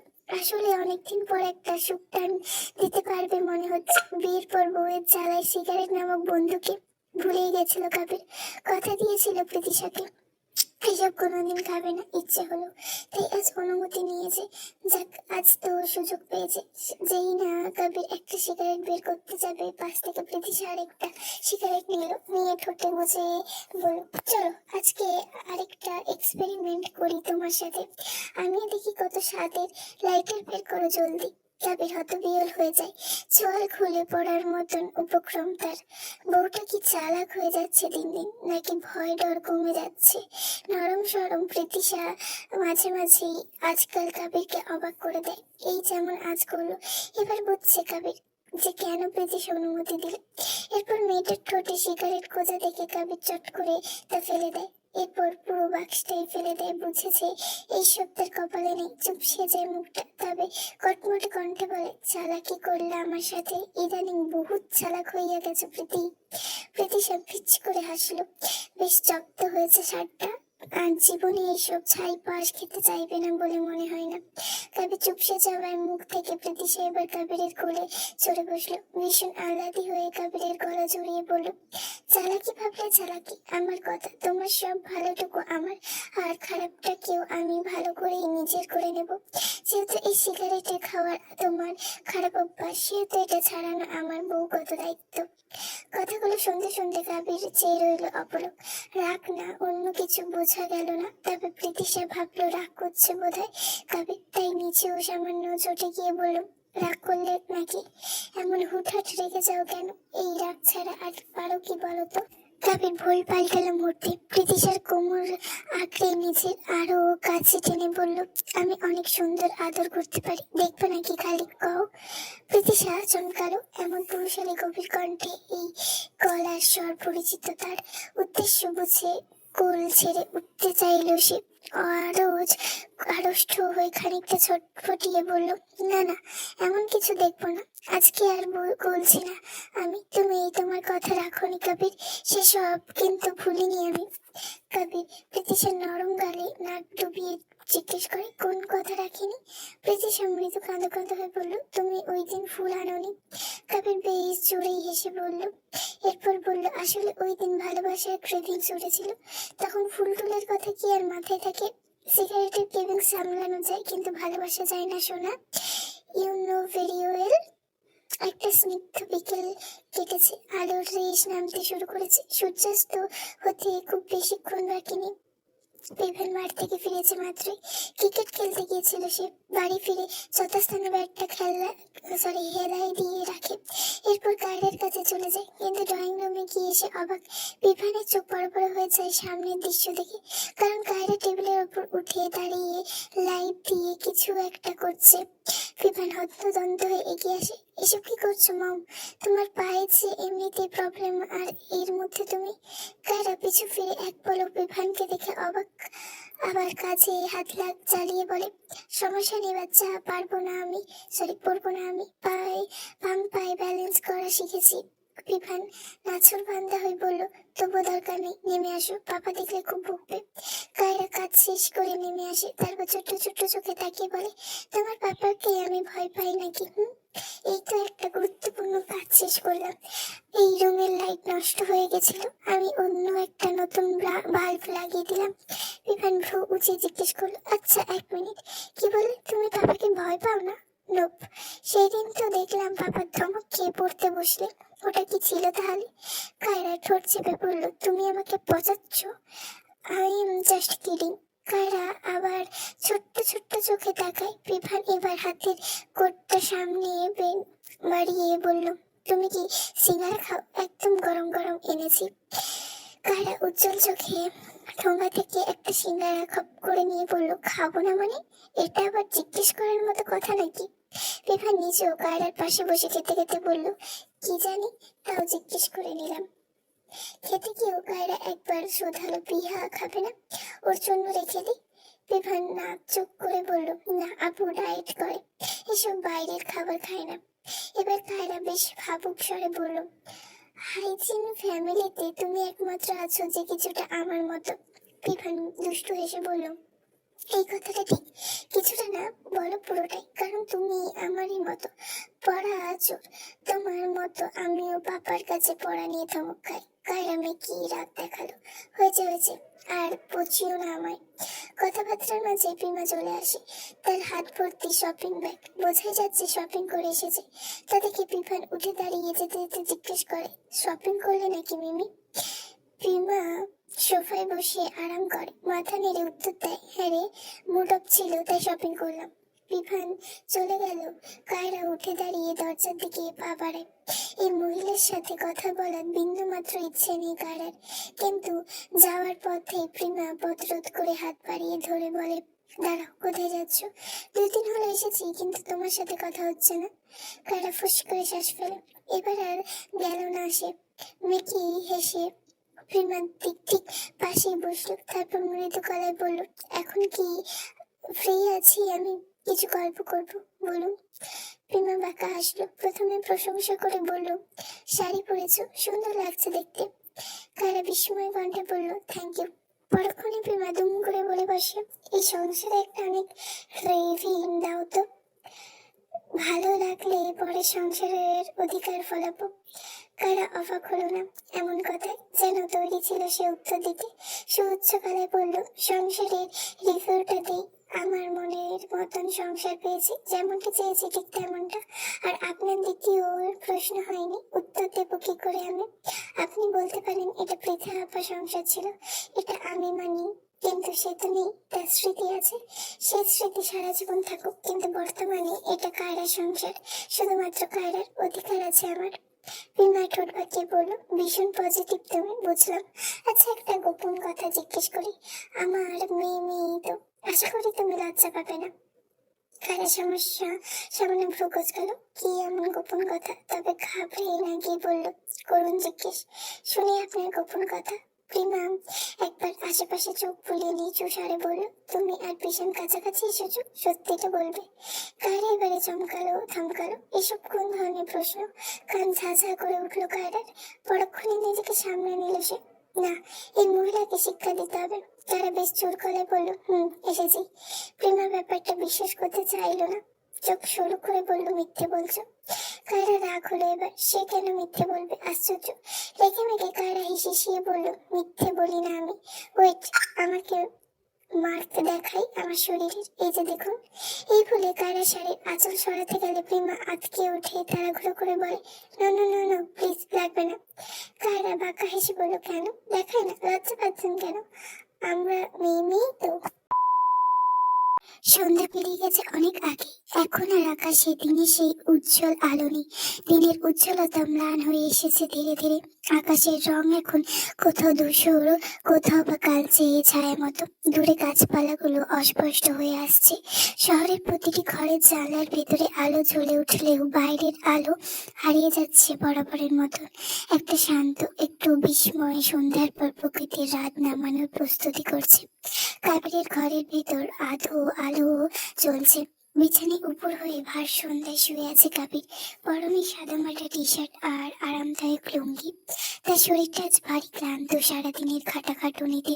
তার উপর গত রাতে ল্যাপটপের সামনে জেগে থাকা। চোখ দুটো বন্ধ, কিন্তু ঘুমটা গভীর নয়, আধো আধো। বিয়ের কিছু মাস পর থেকেই বদল হয়েছে তার ভিতরে। নিজের পাশাপাশি পেশার পাশাপাশি এই কাজগুলোকেও গুরুত্ব দিয়ে ধরেছে সে। এবার বেশ সিরিয়াস করছে কাবির। বুঝে গেছে ভোগ করে জীবনে আর যাই হোক সংসার চালানো যায় না। কাবির সবসময় মানত অর্থ অনর্থের মূল। তবে এই কথাটা সত্য হলো, ভালোভাবে বাঁচতে হলে অর্থের প্রয়োজন অস্বীকার করার উপায় নেই। তবে কাবির বা প্রীতিশা কারোরই চাওয়া পাওয়ার খুব বড় নয়। যতটা থাকলে সারা জীবন সুখ পার করা যায় ততটুকুই তুষ্ট তারা। আধো ঘুমের মাঝে ধীরে ধীরে শরীরটা ঘুরিয়ে ডান পাশে কাঁধ হলো কাবির। হাত খোলা চোখে দেখলো প্রীতিশা আয়নার সামনে দাঁড়িয়ে তৈরি হচ্ছে। এই দৃশ্যটা তার তন্দ্রা ভেঙে দিল। এবার সে প্রায় জোর করে চোখ মেলে তাকালো। এখনো প্রীতিশা চুল আঁচড়াচ্ছে। সাদা রঙের কটন কামিজ আর তার উপর কাঁধের একপাশে রাখা রংধনুর ন্যায় বিভিন্ন রঙের মিশিয়ে তৈরি রঙিন ওড়না। কাবির কোনো ভর দিয়ে হয়ে রইল। ঘুম ঝরানো কণ্ঠে জিজ্ঞেস করলো, কই যাবা? এত সাজগোজ কেন? প্রীতিশা চট করে পেছন ফিরে তাকালো। ঠোঁটে একটুখানি হাসি মেখে বলল, ও তুমি উঠেছো? আরে ভুলে গেছো নাকি আজ বিহার জন্মদিন? ভাইয়া বাসায় যাবো, তাই রেডি হচ্ছি। কথাটা শুনে কিছুটা একটা মনে পড়লো কাবিরের। সত্যি তো প্রীতিশা আগেই বলেছিল তাকে এই ব্যাপারে। নিজে ভুল হয়ে যাওয়া নিয়ে সে মৃদু মাথা নেড়ে হাসলো। তারপর হঠাৎ কি ভেবে বিছানা ছেড়ে উঠে দাঁড়ালো কাবির। প্রীতিশা তখন আয়নাতে অল্প স্বল্প সাজগোজে ব্যস্ত। ড্রেসিং টেবিলের সামনে গিয়ে বসে পড়লো। চুল বাইন্ধা নাও। হ্যাঁ বাঁধছি। বলতে বলতে চুল রবার পেঁচিয়ে নিল প্রীতিশা। কিছুক্ষণ নীরবতা, তারপর হালকা গলা প্রীতিশা বলল, কাবির তুমিও চলো না, তুমি গেলে ভালো হতো। কাবির বড় সড়ো একটা হাই তুললো। চোখে ক্লান্তির চাপ স্পষ্ট। যাইতে চাইছিলাম, কিন্তু ঘুমটা পুরা হয় নাই আমার। এখন গেলে বড় জোর 8 ঘন্টা পরে চোখ লাগবো, তখন কি করবো? প্রীতিশা ঠোঁট উল্টে একটু তাকালো। অবশ্য বুঝলো কাবির যথেষ্ট ক্লান্ত, তাই বিশেষ জোর করলো না। সব পরিস্থিতি শেষ হলে কাবির বাইকে বের করলো প্রীতিশাকে পৌঁছে দিতে যাবে বলে।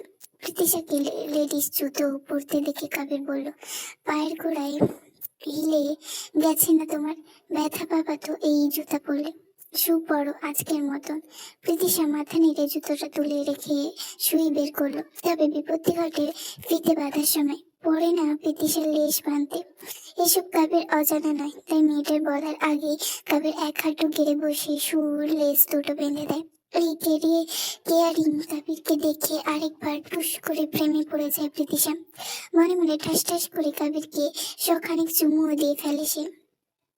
রাতের বাতাসে হালকা শীতলতা, রাস্তা প্রায় ফাঁকাই বলা চলে। শুধু দুটো সিএনজি শো করে ছুটে গেল। এইদিকে চলন্ত বাইকে বসে প্রীতিশা বলল, আমি একাই যেতে পারতাম, তোমার কষ্ট হলো অযথা। তবে রাস্তা থেকে চোখ না সরিয়ে জোর গলায় বলল, বউয়ের সেফটি সবার আগে। কিছুক্ষণ চুপ থেকে আবার বলল প্রীতিশা, আচ্ছা, আমি ভাবছিলাম আজ ভাইয়ার বাসায় থেকে যাব, কারণ বার্থডে সেলিব্রেট করতে করতে রাত 1টা 2টো বাজবে। অত রাত্রে আর তোমাকে আসতে হবে না, কাল সকালে তুমি নিতে এসো। এবার এক মুহূর্ত চুপ থাকলো। মনে হলো কিছু বলতে গিয়েও থেমে গেল। তারপর ফুস করে শ্বাস ফেললেও নরম গলায় বলল, বউ ছাড়া থাকতে পারুম না, সরি। প্রীতিশা এবার একটু জেদ করলো, প্লিজ কাবির, একটাই রাত তো, থাকি না। কাবির কণ্ঠ এবার একটু কঠোর হলো, তোমার সব আবদার মানে, কিন্তু এটা না, তাই আজাইরা জেদ কইরো না প্রীতি। যত রাতই হোক আমারে ফোন দিবা, আমি আইসা নিয়ে যাবো। প্রীতিশা রীতিমতো ক্রুদ্ধ স্বরে বলল, সবসময় এমন করো কেন? বিয়ের পর একদিনও থাকতে পারলাম না ও বাড়িতে, আমি কি মিস করি না ওদের? কবির হালকা হাসলো, চোখ সামনেই তার। একটু তাচ্ছিল হেসেই কবির বলল, এত বছর একাই থাকলাম, তারপর তুমি আইসা অভ্যাস খারাপ করেছো, এখন আবার সেই আমাকে একা রাখার প্ল্যান করলে আমি সাই দিচ্ছি না, দেখছা যাইছো যাইতার বা। কথাগুলো শুনে প্রীতিশার মন একটু নরম হয়ে আছে, আর জেদ করে না সে। তবু ভাই ভাবতি যাদের জন্য মনটা টানে খুব। শেষ পর্যন্ত আর কিছু বললো না সে, শুধু পায়ে পল্লব হাত দুটো দিয়ে কাবিরকে আরো শক্ত করে জড়িয়ে ধরলো পেছন থেকে। অতি সন্তর্পণে মাথা রাখলো প্রশস্ত পিঠটার একটা। এটাও সত্যি, সে নিজেও তো থাকতে পারবে না কাবিরকে ছাড়া। কাবির কি বুঝতে পারে না প্রীতিশাকে? এই মেয়েটাও ওর জন্য কতটা পাগল, ঠিক যতটা কাবির। ডান হাত বাইকের হ্যান্ডেল আঁকড়ে রেখে কাবির আরেক হাত পেছন থেকে আলতো টেনে প্রীতিশার হাতটি ধরে সামনে আনে। এইসবে প্রীতিশা আলতো হাসে শুধু। তারপর মেয়েটার হাতে তালুতে ঠোঁট ছোঁয়ায় কাবির। চুমুর উষ্ণতা কিছুক্ষণ বুকে আঁকলে রেখে আবার 2 হাত বাইকের হ্যান্ডেল ধরে ছুটে চলল কাবির। প্রিমাকে কড়া গলায় কথা শুনিয়ে বাড়িয়ে ছাড়তে বলেছিল নিজামুদ্দিন, কারণ তার নজরে পড়ে গিয়েছিল কায়রার বিরুদ্ধে প্রিমার করা ষড়যন্ত্র। পিছনের জীবনে আর কোনো অশান্তি চায় না সে, তাই নিজামুদ্দিন সেদিন ছিল প্রচন্ড রকম কঠোর। বাবার করা অপমানের কাঁটায় বিদ্ধ হয়ে প্রেমা আর এক মুহূর্ত থাকেনি এ বাড়িতে। আর থাকবেই বা কিসের আশায়? পিশানকেও তো কখনো পাবে না বুঝে গেছে। পাওয়ার সুযোগ নেই, একটুও নেই। পিশানকে ঘিরে তার না বলা স্বপ্নগুলো জমেছিল বহু আগে থেকে, কিন্তু এখনো সে অধরা নাগালের বাইরে। তাই ভারাক্রান্ত বুক আর অগোচর অশ্রু নিয়ে কাউকে কিছু না জানিয়ে নিঃশব্দে ঘর ছেড়ে চলে যায় প্রেমা। তারপর আজ ঠিক 1 সপ্তাহ গড়িয়েছে। বাড়িটা এখন শান্তিতে বিরাজমান। প্রিয়ার শেষ পরীক্ষা ছিল, টেস্ট পরীক্ষার নামুখর যন্ত্রণা আজ শেষ হলো তার। পরীক্ষার দরুন ক্লান্তি শরীর আর পরীক্ষা শেষ হবার দরুন হালকা শান্তি নিয়ে বিকেলে খাওয়া দাওয়া শেষ করে মেয়েটা ঘুমের দেশে পাড়ি দিয়েছে। কেউ তাকে ডেকে তোলেনি, বিরক্তও করেনি। মেয়েটা নিশ্চিন্তে ঘুমাক একটু। এই কটা দিন বড্ড পরিশ্রম গেছে তার। এদিকে রাত 9:30টার দিকে বিশান, কায়রা আর ফিভান মিলে ব্যস্ত হয়ে উঠেছে বিয়ের জন্মদিনে আয়োজন নিয়ে। সাদা কালো রঙিন বেলুন জলমলে ফিতে বাঁধতে ব্যস্ত তারা। প্রীতিশা পাশে দাঁড়িয়ে হাত লাগাচ্ছে সব কাজে। আজ বিহাকে প্রতিবারের মতো বিশেষ সারপ্রাইজ দেওয়া হবে, সেই আয়োজন সম্পূর্ণ করতে ব্যস্ত থাক সকলে। তবে সবার মাঝে অনুপস্থিত নিজামুদ্দিন। তিনি রাত 8টার মাঝে খেয়ে দিয়ে শুয়ে পড়েন, আর আবার প্রতিদিন ঘুমের ওষুধ নিতে হয়। কাজের মেয়ে হঠাৎ বিশানের চোখ আটকে গেল কাজের মাঝে হঠাৎ পিছনে চোখ আটকে গেল প্রীতিশার হাতের কবজিতে। একটা মোটা সেকলের ন্যায় রূপোর ব্রেসলেট মেয়েটার হাতে, এবং তা স্পষ্টই ছেলেদের। ভ্রু কুচকে পিছান প্রশ্ন করলো, ছেলেদের ব্রেসলেট পরছিস কেন তুই? প্রীতিশা তখন বেলুনে ফু দিচ্ছিল। ফুলানো শেষ করে হাতটা চোখের সামনে এনে মৃদু হাসলো, বললো, এটা কাবেরের, ওই দিয়েছে আমাকে, দেখো না, নামও আছে ওর। এই বলে সে হাতটা একটু উঁচু করে সামনে ধরলো। বড় অক্ষরে ইংরেজি খোদাই করা কাবির। পিশান এবার ভালো করে দেখলো, তখন নামটা চোখে পড়েনি। এইদিকে কায়রা পাশ থেকে চুপচাপ সব শুনছে, তার ঠোঁটের কোণে লুকোনো হাসি। পিশান ছোট্ট করে শ্বাস ফেলে আবার বলল, তোর সাথে থেকে কাবির পাগল হয়েছে, নাকি কাবিরের সাথে থেকে তুই পাগল হয়েছিস? প্রীতিশা মুচকি হেসে উত্তর দিল, দুজনেই ক্রেডিট দাও ভাইয়া, আমরা কেউ কারোর থেকে কম নই। You know made for each other. Kayra এখন আর চুপ থাকতে পারলো না, ফিক করে হেসে এসাই জানাই, রাইট, আসলে তোমরা দুজন একেবারে made for each other. Pritisha লাজুক ভাবে মাথা নাড়িয়ে আসলো। এমন সময় হঠাৎই এক তরুণ কণ্ঠস্বর ভেসে এলো। সবার দৃষ্টি একসঙ্গে সেদিকে ঘুরে গেল। বাকিরা স্বাভাবিক ভাবে তাকালো, কায়রা ভ্রু কুঁচকালো। Hi guys, so sorry for that leaps, actually mamma একটু অসুস্থ হয়ে গিয়েছিল, তাই এই সব কিছু গুছিয়ে আসতে একটু সময় লেগে গেল। কথাগুলো এক নাগাড়ে বলে দম দিল সুহৃদয়। শুধু সুদর্শন ছেলেটার উপস্থিতি ঘরটার আবেগে আলাদা এক আভা এনে দিল। সাদা শার্টের উপর পাটি পাটি করা পরা কালো ব্লেজার, চুলগুলো নিখুঁত ভাবে সেট করা, সব মিলে একরকম সহজাত সৌন্দর্য ছড়িয়ে আছে ছেলেটার মাঝে। হাতে এক ধরা কাপ হট পেপারে মোড়ানো রিবন দিয়ে বাঁধা টকটকে তাজা গোলাপের বুকে। ভীষণ ধীরে পায়ে এগিয়ে এসে ছেলেটির দিকে তাকিয়ে জানাতে চাইলেন, নো প্রবলেম বেটা। কিন্তু মৃণালীর কি হয়েছে? Anything serious? সুহৃদয় হালকা মাথা নেড়ে মৃদু হেসে জবাব দিল, নো আঙ্কেল, মামার একটু প্রেশার বেড়েছিল জাস্ট, এখন অল ইজ ওকে। প্রিজন আশ্চর্য হয়ে মাথা নাড়িয়ে হৃদয়কে ভেতরে নিয়ে বসতে বলে উপরের ঘরের দিকে পা বাড়ালো। নিজেকে প্রস্তুত করার পালা এবার তার, শুধু পরনে শার্টটা পাল্টাবে না সে, নাহলে প্রিয়া নারাজ হবে। এদিকে সুহৃদয় তখন কায়রার দিকে এগিয়ে এলো, সুস্বভাব সলভ বিনয়ময়ী কণ্ঠে জিজ্ঞেস করলো, hi aunty, how are you? Kayra এতক্ষণ যেন অচেতনই তাকিয়েছিল ছেলেটির দিকে। হঠাৎ তার কণ্ঠ শুনে সামান্য চমকে উঠে বলল, ভালো, তুমি? ফাইন। কিছু হেল্প লাগবে আন্টি? ভদ্রতা মেশানো কণ্ঠে জানতে চাইল সুহৃদয়। কায়রা মৃদু হাসলো, মাথা নেড়ে বলল, না, সব রেডি, তুমি বসো। সুহৃদয় মাথা দোলালো। এদিকে বিভান গিয়ে তার পাশে বসতেই ঘরের স্বাভাবিক ছন্দ আবার ফিরে এলো। কিন্তু কায়রার ভ্রু যেন অজান্তে কুঁচকে রইল, চোখ দুটো অনুসন্ধিৎসু শুধু। এই ছেলেটি কে? বিশান্ত বলেছিল আজকে আয়োজন একেবারে ঘরোয়া, তবে আকস্মাতে অতিথির আগমন কেন? মনে মনে আন্দাজ করলো হয়তো বিহার কোনো বন্ধু। বয়স তো সেই রকমই, 17-18 বেশি নয়। প্রীতিশার দিকে চোখ পড়তে হৃদয় হেসে বলল, আসসালাম আলাইকুম মনি। প্রীতি সব মিষ্টি এসে জবাব দিল, ওয়ালাইকুম আসসালাম, কি অবস্থা তোমার? এই তো চলছে। একটা কাজ করো তো সুহৃদয়, প্রিয়াকে ঘুম থেকে ডেকে তুলে আনো, একেবারে তৈরি হয়ে আসতে বলো। এই সুযোগ অপেক্ষা দিয়েছিল ও যেন। সুহৃদয় চোখে হালকা উচ্ছ্বাস ঝিলিক দিয়ে উঠলো, দ্রুত বেগে বলল, ওকে। এই বলে সে দ্রুত উঠে দাঁড়িয়ে সিঁড়ি থেকে এগিয়ে গেল প্রিয়ার ঘরের উদ্দেশ্যে। কারা ছেড়ে এসে বিভানের পাশে বসলো। নিচু গলা জিজ্ঞেস করলো, এই ছেলেটা কে? চিনলাম না তো। প্রিয়ার ফ্রেন্ড। বিভান মুচকে এসে একটু দুষ্টুমি মেশানো ভঙ্গিতে বলল, শুধু ফ্রেন্ড না, জানি ম্যান বলো মম। কায়রার চোখ বিস্ময় বড় হয়ে গেল, কি প্রিয়া কি রিলেশন করে? বিভান তাড়াতাড়ি হেসে বলল, আরে না, ওরা বেস্ট ফ্রেন্ড ছোটবেলা থেকে, তবে হৃদয় ভাই আপুকে একটু বেশি লাইক করে। তাই নাকি? ভালো করে দেখলেই বুঝতে পারবে। কায়রা তখন সরু চোখে তাকিয়ে রইল সিঁড়ির দিকটায়, যেখানে একটু আগেই মিলিয়ে গেছে ছেলেটি। তার মনে অদ্ভুত এক ভাবনা খেলে গেল। সে আজকাল ছেলে মেয়েরা কত দ্রুত বড় হয়ে যাচ্ছে, অনুভূতির ভাষা বুঝে নেই সময়ের আগে। দুনিয়া সত্যিই পাল্টাচ্ছে। প্রিয়ার ঘরের দরজাটা অতি সন্তর্পণে খুলে ভেতরে পা রাখলো হৃদয়।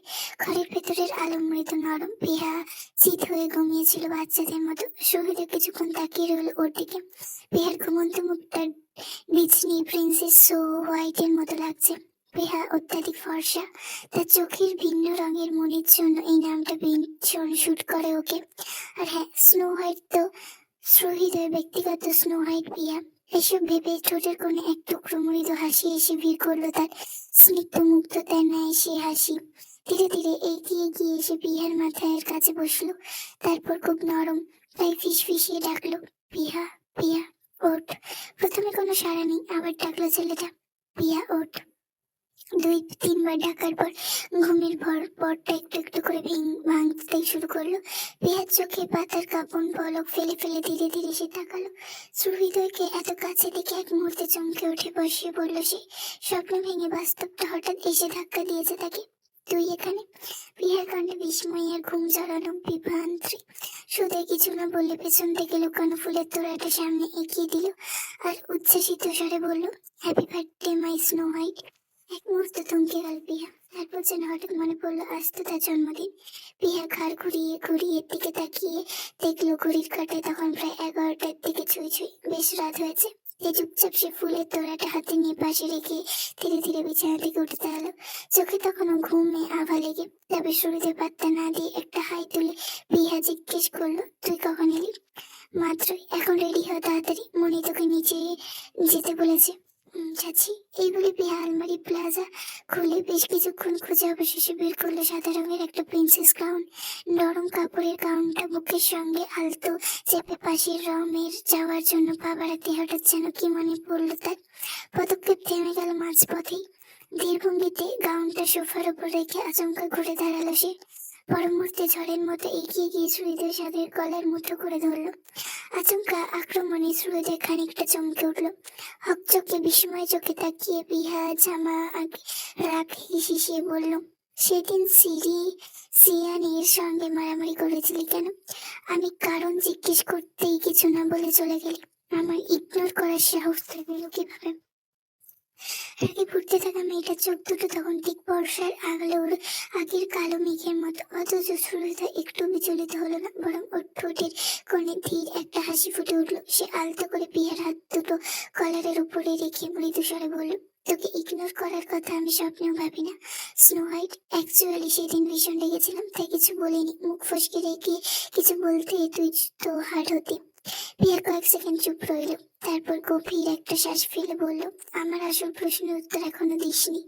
শ্রুতির হাসিটা ধীরে মিলিয়ে গেল, মুখটা গভীর হয়ে উঠল নিমেষেই। নিচু গলায় বলল, সিয়াম তোকে প্রপোজ করার জন্য রোজ নিয়ে এসেছিল। ওর বন্ধুদের চেয়ার আপের মধ্যে তোর নাম শুনলাম, তারপর মাথা ঠিক ছিল না, তখন রাগে গিয়ে ওকে মেরেছি। কথাগুলো শুনে পিয়া হতভম্ব হয়ে তাকিয়ে রইল কিছুক্ষণ, তারপর ভ্রু কুঁচকে বলল, শেষ ঝামেলা আমি নিজেই সামলাতে পারতাম, তুই কেন মারামারি করতে গেলি? শ্রমিক এবার একবার থেকে হালকা হাসলো। সেই হাসির ভেতর ছিল তীব্র অধিকার। কেন কেন গেছি সেটা সত্যি বুঝিস নাকি বারবার আমার মুখ থেকে শুনতে ভালো লাগে যে আমি তোকে ভালোবাসি? কথাটা শুনে কলার থেকে রাখা পিহার আঙ্গুল আলগা হয়ে এলো। ধীরে ধীরে ছেড়ে দিল সুহৃদয়ের কলার। তারপর নিজের বুকের কাছে দুই হাত ভাঁজ করে ঠোঁটে কৃত্রিম হাসি টেনে বলল, ভালোবাসিস সেটা তো জানিস, সাহস থাকলে পাপাকে বলে দেখা। সুহৃদয় একটু না থেমে জবাব দিল, অফকোর্স আই উইল। কেন বলবো না? তবে এখন না। I just wait that timing to be right. আগে আমাদের দুজনের একটা সুন্দর কেরিয়ার তৈরি হোক, তারপর সবার সামনে তোকে চাইবো প্রাউডলি। পিহা অবাক চোখে কিছুক্ষণ তাকিয়ে রইল ছেলেটার দিকে। মাঝে মাঝে সত্যি শ্রমিকদের আত্মবিশ্বাস তাকে বিস্ময় করে, আবার ভালো লাগে। শেষমেশ মাথা নেড়ে উদাস ভঙ্গিতে বলল, তোর সাহস থেকে মাঝে মাঝে অবাক হয়ে যায়। যাই হোক, আমি এখন রেডি হতে যাচ্ছি, বেশ 5 মিনিট ওয়েট কর। এরপর আর একটাও শব্দ করলো না সে। সোফা থেকে সাদা গাউনটা তুলে নিয়ে ধীরে পায়ে পাশের রুমে চলে গেল। আর শহীদ তাকিয়ে রইল তার চলে যাওয়ার পথের দিক, ঠিক যেমন কেউ নিজের সবচেয়ে প্রিয় দৃশ্যটা চোখ ভরে দেখিয়ে নিতে চায় তেমন। আজ গায়ে পরেছে লাল রঙের লেসের একটা শাড়ি, পুরো কাপড় জুড়ে সূক্ষ্ম লেসের নকশা। পুরো কাপড়টা লেস ডিজাইন হওয়ায় একটু ট্রান্সপারেন্ট লাগছে। ব্লাউজটাও ম্যাচিং লেসের তৈরি। এই ওয়াশরুম থেকে বেরিয়ে আস্তে আস্তে কায়রার শাড়ির কুচিগুলো ঠিক করছিল। ঠিক তখনই সামনে চোখ পড়তে থমকে গেল সে। আয়নার সামনে দাঁড়িয়ে ভীষণ অন্যমনস্ক ভঙ্গিতে হাত দিয়ে চুল ব্যাক ব্রাশ করছে। পরনে শুধু ঘরোয়া একটা ট্রাউজার, শুধু শার্টটা বদলেছে, অথচ তাতে লোকটাকে অসম্ভব সুন্দর লাগছে। কায়রা বহুবার ভেবেছে একটা মানুষ এত সুন্দর হয় কিভাবে, আজও উত্তর খুঁজে পেল না, পারবেও না বোধহয়। মুগ্ধ চোখে তাকিয়ে থাকতে থাকতে ধীরে ধীরে এগিয়ে গিয়ে পিছনের পাশে দাঁড়ালো সে। তারপর ঠোঁট পাখিয়ে নরম গলে বলল, আপনার কি মনে হয় না একটু বুড়ো হওয়া উচিত? আপনার পিহার পাপা। ভীষণ ভ্রু কুচকে পাশ ফিরে তাকালো। কথাটা মানে বুঝতে না পেরে কয়েক সেকেন্ড চেয়ে রইল স্ত্রীর দিকে, তারপর ঠোঁটের কোণে হাসি টেনে বলল, হঠাৎ আবার এ কথা কেন? আজ খুব হ্যান্ডসাম লাগছে নাকি আমাকে? তারা যেন সুযোগের অপেক্ষাতেই ছিল। সঙ্গে সঙ্গে গভীর মুখ করে বলল, খুব না খুব বেশি, ভয়ঙ্কর বেশি। আপনাকে নিয়ে এই জন্য সবসময় ইনসিকিউর থাকতে হয় আমাকে। কথাটা শুনে পিশান হেসে ফেলল, গম্ভীর মায়া ভরা সেই হাসি। আর কায়রা আবারও মুক্ত হয়ে তাকিয়ে রইল তার দিকে। এইভাবে পিশান প্রতিবার হাসলে নতুন করে প্রেমে পড়ে যায় সে। এতক্ষণ পিশানের চোখে গিয়ে থেমে কায়রার দিকে। মেয়েটা আজ শাড়ি পরেছে, যদিও বিয়ের কিছুদিন পর থেকে কায়রা শাড়িতে মজেছে ভীষণ। আর তার শাড়ি পরলে কায়রা বদলে যায়, অন্যরকম লাগে ওকে। নরম স্নিগ্ধ অদ্ভুত এক ভেঙে সুলভ আভা এসে জড়িয়ে ধরে কায়রার সত্যকে। পিছনের বুকের ভেতর তখন কারণে একটা শান্তি অনুভূতি দোলা দেয়। এই মেয়েটার শাড়িতে দেখলে তার শুধু একটাই কথা মনে পড়ে, বউ। বউ লাগে মেয়েটাকে। বউ তো, পিছনের বউ, একদম তার নিজে, তার সংসারে, তার অস্তিত্বের সঙ্গে জড়িয়ে থাকা এক নারী, তার স্ত্রী। এই মনের কথাগুলো যদি পিছন বলতে পারতো তাহলে হয়তো তার চরিত্রের সাথে কাঠখোট্টা পুরুষ স্বভাবের বদনাম ঘুচতো। পিছন কিছুক্ষণ চুপচাপ কায়রার দিকে তাকিয়ে থেকে হঠাৎ প্রশ্ন করলো, ইদানিং তোমাকে বেশ শাড়ি পরতে দেখা যাচ্ছে, কারণ কি? কায়রা মৃদু হেসে আঁচলটা আঙুলে পেঁচাতে পেঁচাতে বলল, সত্যি বলতে কি, বড় ভাবিকে দেখি শাড়ি পরা শক্ত হয়েছে। ভাবি এত সুন্দর করে শাড়ি কেরি করে দেখলেই মনে হয় নারীর আসল সৌন্দর্য বুঝি এই পোশাকে লুকিয়ে আছে। তাই ভাবলাম আমিও পরবো। আমি অবশ্য এত গুছিয়ে পড়তে পারি না। শেষ কথাগুলো বলে একটু থামে সে, ঠোঁটের কোণে লাজুক হাসি ফুটে ওঠে তার। তবুও বলতে লাগে, তবে যেভাবে পড়ি খুব একটা খারাপ লাগে না মনে হয়। আর জানেন, শাড়ি না পরলে কেন যেন বিয়ের ফিলিংসটাই ঠিক আসে না। এটাই একটা কারণ। কথাগুলো শুনে পিছনের দৃষ্টি আরো গভীর হয়ে আসে। শাড়ির আঁচলের চেয়েও বেশি মায়া তখন জড়িয়ে থাকে কায়রার সরল সোজা স্বীকারোক্তিতে। এরপর পিছন হঠাৎই কায়রাকে কাছে টেনে তার গালে এক হাত রাখলো। কিছুক্ষণ মেয়েটার সাজ্জা গোজা এক দৃষ্টিতে পর্যবেক্ষণ করে খুব সন্তর্পণে একখানা চুমু খেলো কায়রার গালে, সম্পূর্ণ অনুভূতি ঢেলে। তবে আজ কায়রা মোটেও অবাক হলো না, বরং ঠোঁট ছড়িয়ে হাসলো। পিছন কয়েক সেকেন্ড গড়ালে সরে আসলো, কায়রার দৃষ্টি গভীরে রেখে চোখে রেখে নিচু হয়ে সরে বলল, এখনকার জেনারেশনের ছেলে মেয়ে রোমান্টিক সিজন নিয়ে বিভিন্ন ফ্যাক্টরি থাকে, তারপর বিভিন্ন টিপিক্যাল এক্সপেরিয়েন্স তো আছে, কিন্তু আমি মানুষটা একটু আলাদা কায়রা। কোনো বিশেষ রাগ হলে মাথা গরম হওয়া বাদে বাকি সময় আমি খুব ঠান্ডা কাছের মানুষ এবং একটু বেশি সংযত। তাই প্রেমময় বাক্য আমার মুখ দিয়ে বেরোবে না। এইসব কথায় কারা বিন্দু মাত্র বিচলিত হলো না। সে এখন মন্ত্রমুগ্ধ নিয়ে পিছনে সব কথা শুনতে ব্যস্ত, কারণ এই লোক খুব বেশি কথা বলে না, কিন্তু যখন বলে তার কথাগুলো মন দিয়ে শোনার মতো গভীরতা থাকে। তাই কায়রা এখন ভীষণ মনোযোগী, চুপটি করে সব শুনছে সে। পিছন একটু থেমে কায়রার কপালে সয়ে যাওয়া টিপ ঠিক করতে করতে স্নিগ্ধ হেসে বলল, এই যে তুমি শাড়ি পরেছো, এটা দেখে মনে হলো একটা চুমু তো দেওয়াই যায়। এক্ষেত্রে বলতে পারো সত্তার বাইরে গিয়ে নিজের সংযত একটু খোয়ালাম। তাছাড়া পিসান নামক লোকটি অতি ভদ্রলোক, তুমি ভালো করেই জানো। কারা মাথা নেড়ে মৃদু হেসে অবলীলায় বলে দেয়, হ্যাঁ জানি। আর যদি সেই অতি ভদ্রলোক আমি না করা লোকটিকে আমি ভীষণ ভালোবাসি। ভীষণ হালকা হেসে মাথা নেড়ে ধীর গলায় বলল, সবসময় এভাবে ভালোবাসি ভালোবাসি বলতে নেই কায়রা, কিছু শব্দ না হয়ে বিশেষ মুহূর্তের জন্য তুলে রাখো। বারবার বলা হলে এই শব্দটার ভ্যালু কমে যায়। কায়রা কিছুক্ষণ চুপ করে তার দিকে তাকিয়ে রইল, তারপর ধীরে ধীরে ঠোঁটের কোণে একটুখানি হাসি ফুটিয়ে জোর গলায় বলল, কমবে না। আর কোনটা বিশেষ মুহূর্ত নয় বলুন তো? আপনার সঙ্গে কাটানো প্রতিটা দিন তো আমার কাছে বিশেষ, প্রতিটা সকাল, প্রতিটা রাত, প্রতিটা মিনিট, সবকিছুই বিশেষ। তাহলে ভালোবাসিটা লুকিয়ে রাখবো ঠিক কোন মুহূর্তের জন্য? তাছাড়া ভালোবাসি শব্দটা বিশেষ, এই শব্দ যে মুহূর্তে বলা হয় সে মুহূর্ত অটোমেটিক বিশেষ হয়ে যায়। ভীষণ আর কোনো উত্তর দিতে পারলো না। কিছু মুহূর্তের সামনে যুক্তি বড় অসহায় হয়ে যায়। এমনি তো কায়রার কথাগুলো ভুল নয়। ভীষণ কায়রার হাতে মুঠোবন্দি করে বলল, মেয়েটা তৈরি হলো কিনা দেখেই চলো। কায়রা মাথা নেড়ে সায় জানালো আর পিছনের অনুসরণ করে নিচে গেল। পিহা আর প্রীতিশা নিজেদের মধ্যে গল্পে মশগুল হয়ে বসেছিল। অনেকদিন পর পিহা তার মনিকে পেয়ে বড্ড খুশি। কিছুক্ষণ পর পিসানো গিয়ে যোগ দিল তাদের আড্ডায়, কারণ কেক আসতে একটু লেট হচ্ছিল।